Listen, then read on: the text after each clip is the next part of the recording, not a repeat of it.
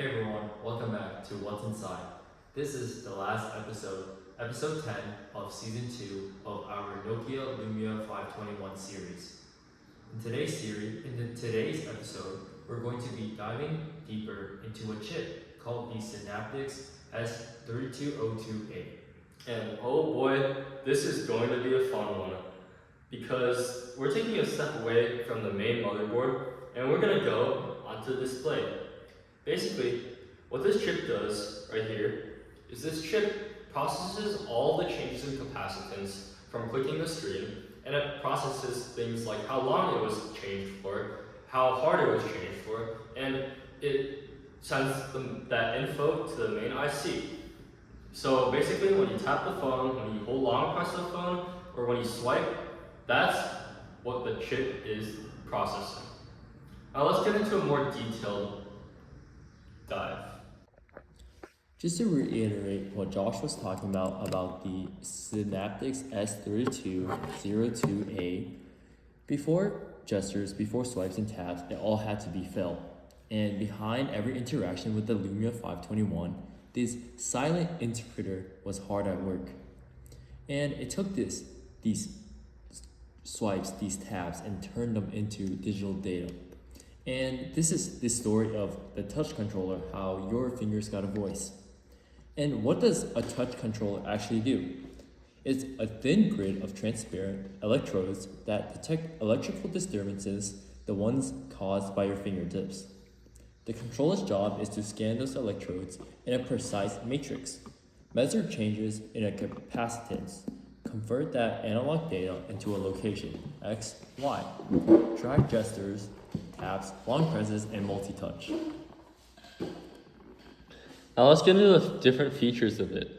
The Synaptic S3202 has so many different features that are part of the Lumia 521, and they're built specifically for phones like it. It supports multi-touch detection up to 10 points on the screen, glove mode with higher sensitivity thresholds, and water rejection logic, where raindrops don't register it. And internally, it uses a 16-bit analog front end to read capacitance, a DSP core to process signal patterns, and built-in gesture recognition swipes, like swipes or pinches. And firmware storage in internal flash, field updatable via I2C. And the touch data is piped to the SoC over I2C, using interrupts to signal updates. So how does it actually work? So think of the touchscreen as a grid. Rows and columns of transparent electrodes, usually made out of ITO. In every millisecond, this chip pulses each row with a high-frequency AC signal, measures capacitance change on each column, builds a capacitance image of what's touching the glass. When your finger gets close, it changes the local electric field. The chip picks this up as a deviation, then triangulates the location. It also filters out power supply ripple, RF noise from the modem, sudden spikes like from static discharge. And what's behind the design of it? So the chip itself is a small QFN package, often tucked under an RF shield near the display connector. It's directly connected to sense lines from the touchscreen digitizer, the I2C bus from the Snapdragon SoC, and the dedicated interrupt pin. Nearby components include capacitors for analog filtering, series resistors for ESD protection, and pull-ups for bus integrity.